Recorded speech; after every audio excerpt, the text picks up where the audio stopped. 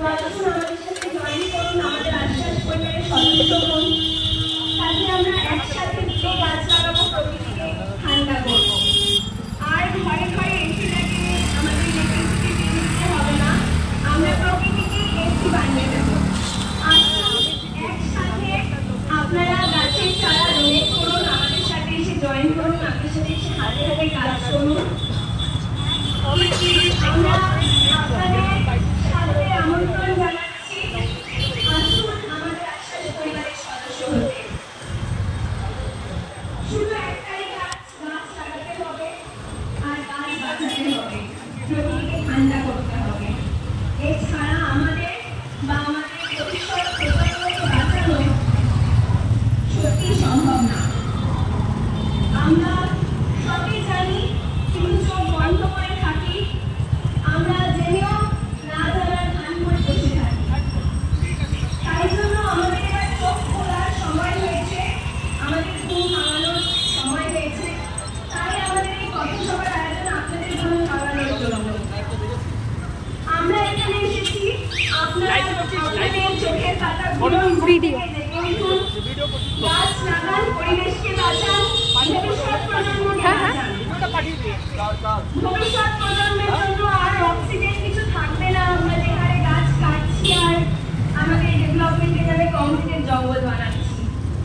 দয়া করে আসুন, চারা গাছ লাগিয়ে তাকে বড় করে তোলা সবকিছুই আমরা করব।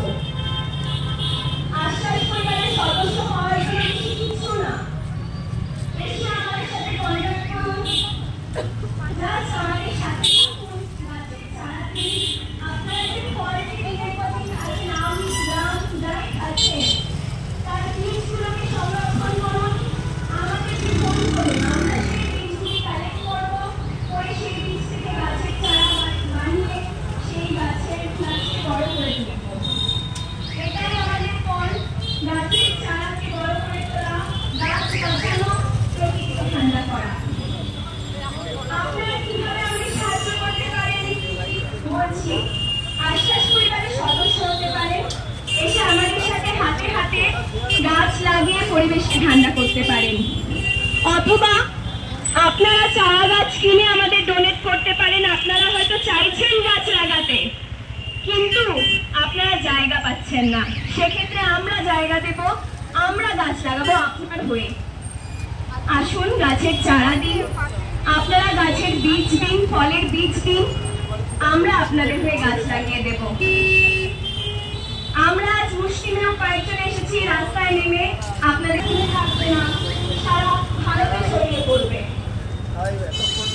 আসুন আমাদের পরিবারের সদস্য হন, আমরা সাথে আপনাদের আমন্ত্রণ জানাচ্ছি, এসে এই আশ্বাস পরিবারের সাথে যুক্ত হন।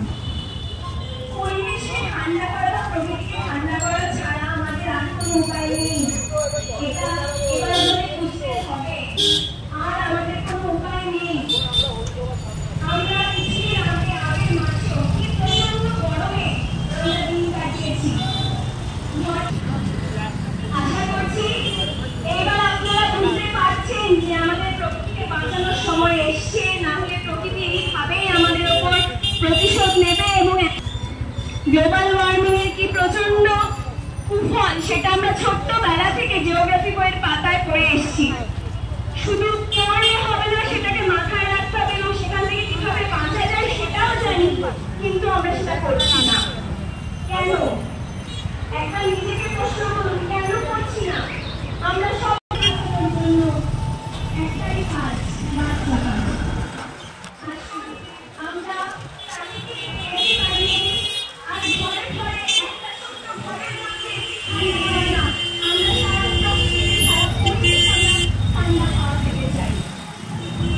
যদি আমাদের সাথে একমত হন, আসুন আমাদের পরিবারের সদস্য হন। ফলের বীজগুলি যেগুলি আপনারা ফল খাচ্ছেন, দয়া করে এখানে সেগুলি আমাদেরকে ডোনেট করুন। আশ্বাস উড়ে গেল। গাছের চারা বানাবো এবং সেই বানানো চারা এটা কোথাকার? সামনেটা পেছনে? ঠিক আছে, আমরা সেটাকে বড় বৃক্ষ বানিয়ে তুলব।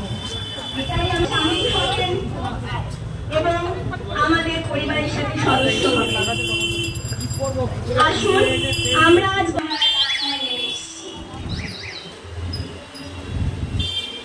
আসুন আমরা আজ এখানে জড়ো হয়েছি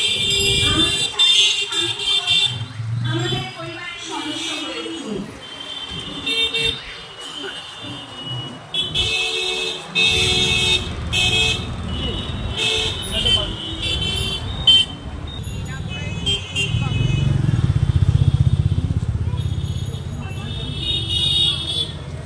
শুভ সন্ধ্যা। আশ্বাসের তরফ থেকে সবাইকে শুভেচ্ছা জানাচ্ছি।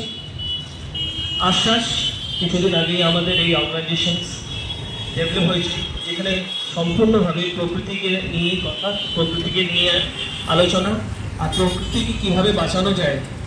প্রকৃতি তো বেঁচে থাকবে, আমরা থাকবো না। প্রকৃতি নিজের মতন করে বেঁচে যাবে। আমরা 3 বছর ধরে দেখছি যেখানে কোভিডের নানান ভাইরাস নানানভাবে প্রত্যেকটা মানুষকে এফেক্ট করেছে, কিন্তু এখনো আমরা জাগিনি। আদৌ জাগবো কিনা জানি না, আর ছোট্ট চেষ্টা, আমরা প্রচেষ্টা।